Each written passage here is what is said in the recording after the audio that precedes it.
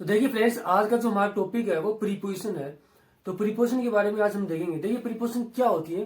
Preposition किसी noun या pronoun के पहले प्रयुक्त होकर उस नाउन या प्रनाउन का अन्य शब्दों के साथ क्या करती है, वो अर्थ बताती है। यानी हम बेसिकली सिंपल वर्ड्स में ऐसे कह सकते हैं कि जो प्रीपोजिशन होती है वो या तो दो नाउन को जोड़ने का काम करती है, या दो सेंटेंस को जोड़ने का काम भी करती है, या फिर दो प्रनाउन को जोड़ने का भी काम करती है।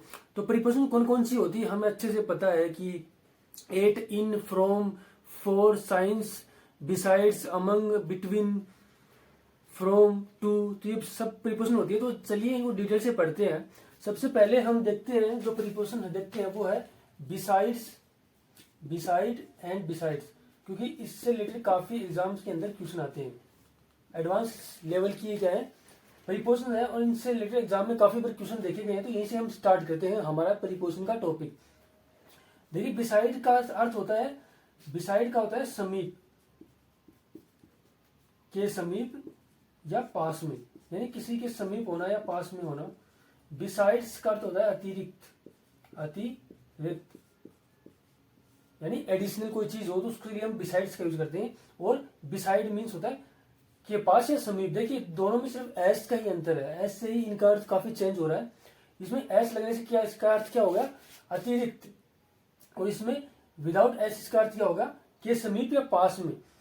तो इनमें जो बेसिक डिफरेंस होता है वो अर्थ का ही डिफरेंस होता है। तो इसको याद रखिएगा। अगर हम सेंटेंस में इनका यूज होता है तो कई कई बार के पास व समीप के अर्थ में वो कर देता है, बिसाइड्स दे देता है, जो उसका अर्थ नहीं निकलता है। तो देख चलिए एग्जाम्पल से बेटर तरीके से समझते हैं। देखिए ही सैट बिसाइड मी। देखिए सैट यहाँ पर क्या है, वर्ब है, और इसका अर्थ क्या है, बैठना है। ही सैट बिसाइड मी, यानी वो मेरे पास में बैठता है, वह मेरे बगल में बैठता है। तो सेंटेंस बिल्कुल सही है। अगर मैं कर दूं ही सिट बिसाइड्स मी, तो क्या सेंटेंस सही होगा, वह मेरे बगल अतिरिक्त है। तो ये सेंटेंस नहीं सेट हो रहा है। तो यहाँ पर इस तरह से हमें क्या होगा, आइडेंटिफाई करना होगा एग्जाम्पल का, उसका मीनिंग निकाल के सेंटेंस का। तो देखिए ही सेट बिसाइड मी, वह मेरे बगल में बैठता है, वह मेरे पास में बैठता है। तो यहाँ पर क्या क्या निकल रहा है बिसाइड का, के पास में, के पास में या बगल में।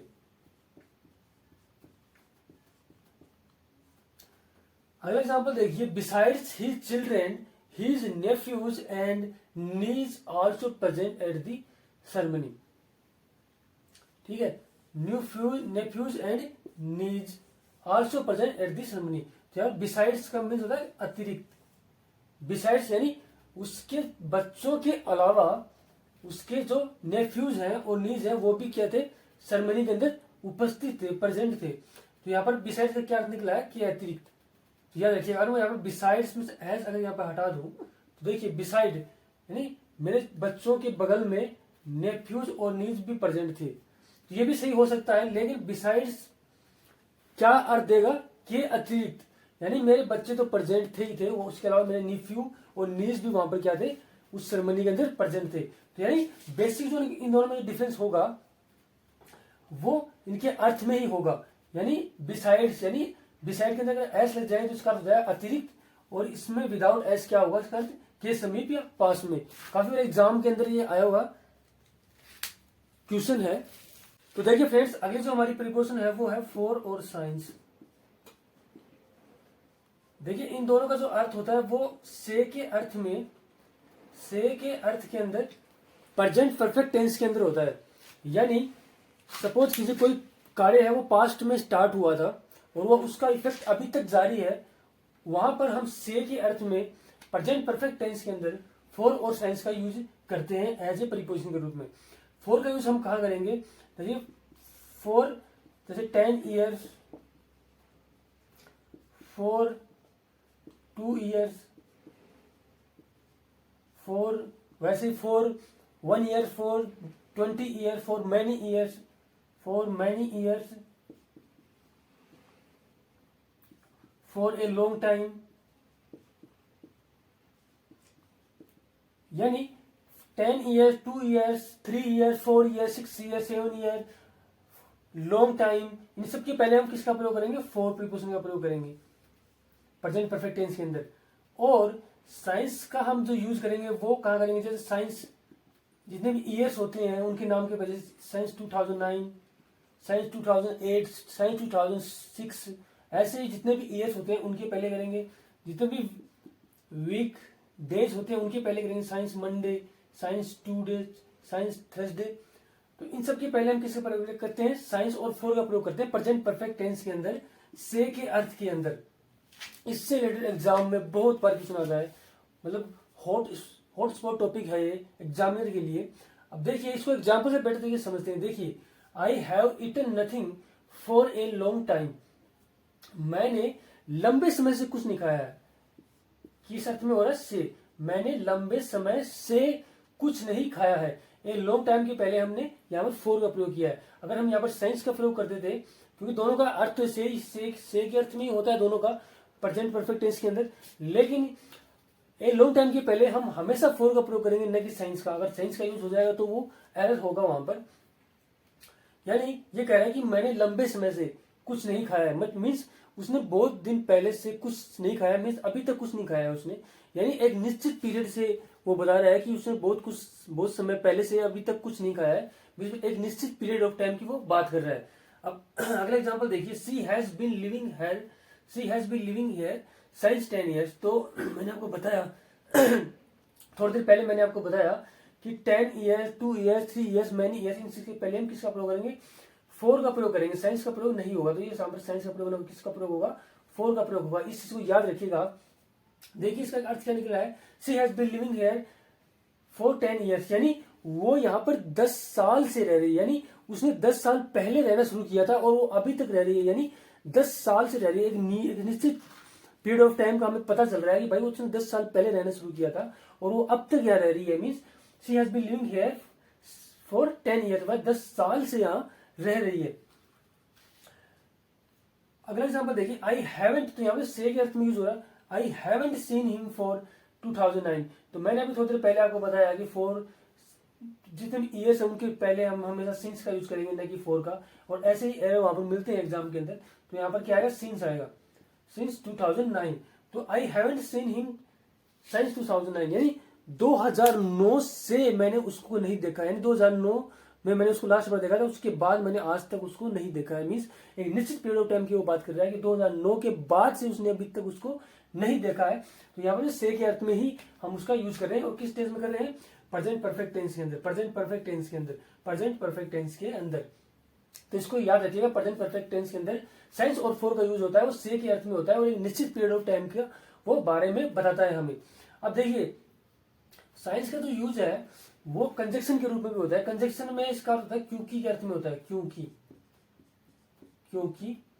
और जब साइंस का प्रयोग कंजक्शन के रूप में होता है तो इसके साथ वाले, अब यहाँ पर देखिए एग्जाम्पल देखिए, since he drove recklessly he meet with an accident.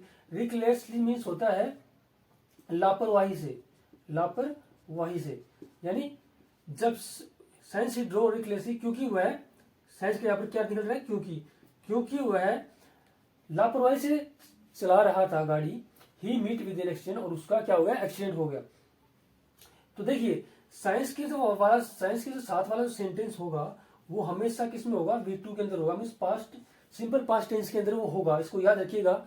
यानी साइंस का प्रयोग अगर कंजक्शन के रूप में हो रहा है तो इसके जो साथ वाला टेंस है वो किस में होगा, सिंपल पास्ट टेंस में होगा। अगर साइंस का प्रयोग है वो प्रीपोजिशन के रूप में हो रहा है तो प्रेजेंट परफेक्ट और से के अर्थ में हो रहा है तो प्रेजेंट परफेक्ट टेंस का ही उसमें यूज होगा। इसको भी याद रखिएगा आप, ही मीट विद एन एक्सीडेंट। तो देखिए फ्रेंड्स, अगली जो हमारी प्रीपोजिशन है वो है अक्रॉस एंड थ्रू। देखिए जनरली क्या होता है कि हम इनमें डिफरेंस नहीं समझ पाते हैं कि अक्रॉस का मतलब क्या होता है और थ्रू का मतलब क्या होता है। कहां पर हम अक्रॉस का यूज करेंगे, कहां पर हम थ्रू का यूज करेंगे। देखिए अक्रॉस, सपोज कीजिए जैसे ये है एक प्लेस, सपोज ये रिवर है, ये दो किनारे हैं और यहां से रिवर बह रही है।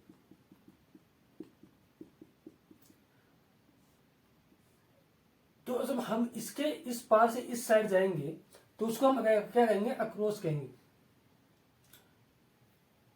यानी के पार, ठीक है। और सपोज कीजिए ये कोई टनल है, ये कोई टर्नल है या कोई माध्यम है, ऐसे समझ लीजिए कोई माध्यम है, जब इस माध्यम से गुजर के जाएगा तो उसको हम क्या बोलेंगे, थ्रू बोलेंगे। यानी सपोज के जरिए या गुजर कर, यानी किसी माध्यम के माध्यम से वो हमारे पास आएगी वो चीज, तो उसको वहां पर हम किसका यूज करेंगे, थ्रू प्रीपोजिशन का यूज करेंगे। एग्जाम्पल से चलिए बेटर तरीके से समझते हैं इसको। देखिए I swim across the river. देखिए स्विम वर्ब है जिसका अर्थ है तैरना। I swim across the river, यानी मैं रिवर के पार तैर कर गया। यानी यहां पर हमने अक्रॉस का क्यों यूज किया है, क्योंकि नदी को वो पार कर रहा है। यानी वो किसी माध्यम का यूज नहीं कर रहा है नदी को पार करने के लिए, वो स्वयं नदी को पार कर रहा है। यानी वो नदी को पार करके एक स्थान से दूसरे स्थान पर जा रहा है। I swim across the river, इसलिए हमने यहाँ पर किसका यूज किया, अक्रॉस का। यहाँ पर हम थ्रू का यूज क्यों नहीं कर सकते थे, क्योंकि नदी को पार करने के लिए उसने किसी माध्यम का यूज नहीं किया। अगर वो पुल के थ्रू जाता ना, पुल के माध्यम से जाता तो वहां पर थ्रू यूज करते, लेकिन वो डायरेक्ट जा रहा है, इसलिए हमने यहाँ पर किसका यूज किया, अक्रॉस का। अगली सेंटेंस देखिए, the message was convey to me by him through her. Convey means होता है किसी को बताना, किसी के थ्रू कन्वे करवाना, यानी किसी को कुछ बताना, उसको कन्वे कराना बोलते हैं। देखिए द मैसेज, जो मैसेज था वो मेरे को convey, the message was convey to me, मेरे को कन्वे कराया गया बाय हिम, उसके द्वारा, थ्रू हर, और उसके द्वारा, यानी जो गर्ल थी उसके द्वारा मैसेज है वो मुझे क्या कराया गया, कन्वे करवाया गया, मुझ तक पहुंचाया गया उस मैसेज को। तो यहाँ पर देखिए डायरेक्ट मैसेज उसके पास नहीं आ रहा है, तो इसलिए हमने यहाँ पर किस प्रयोग का प्रयोग किया, थ्रू का प्रयोग किया। यानी जो मैसेज था वो सबसे पहले उस गर्ल के पास आया, और उसके बाद क्या हो, उस मेरे पास आया, सपोज मी, यानी मेरे पास आया। तो गर्ल से मैसेज मी के पास जा रहा है, यानी वो डायरेक्ट मैसेज नहीं जा रहा है, किसी के माध्यम से जा रहा है, यानी कहीं से गुजर के जा रहा है वो। तो यहाँ पर हमने किसका प्रीपोजिशन प्रयोग किया है, तो हमने यहाँ पर थ्रू प्रीपोजिशन का प्रयोग किया है। अगला एग्जाम्पल देखिए, the tree fail through the railway line that case the accident. तो यहाँ पर देखिए तो यहाँ पर थ्रू जो प्रीपोजिशन का यूज हुआ है, क्या सही यूज हुआ है, नहीं यूज हुआ है। क्यों नहीं यूज हुआ है, यहाँ पर क्या आएगा, अक्रॉस आएगा।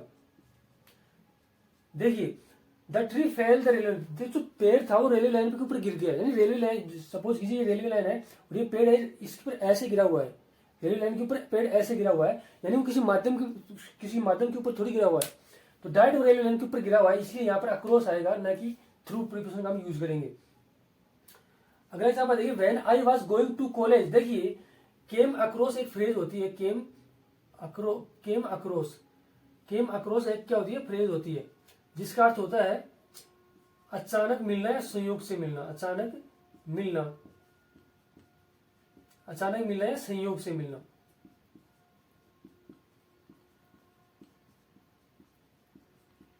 तो केम अक्रॉस एक फ्रेज है जिसका अर्थ होता है अचानक मिलना या संयोग से मिलना।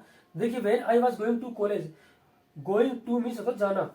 जब मैं, व्हेन कट क्या है, जब मैं कॉलेज जा रहा था, आई केम अक्रॉस यहाँ पर एक फ्रेज है, बहुत बार एग्जाम में आई हुई है। यानी जब मैं कॉलेज जा रहा था तो मैं संयोग से मेरे बचपन के फ्रेंड से मिला। आई केम अक्रॉस, यानी अचानक से मैं अपने बचपन से फ्रेंड से मिला, यानी संयोग से मिला, यानी कोई मिलने का उससे कोई मोटिव नहीं था, पता नहीं था कि मिल जाएगा अचानक से।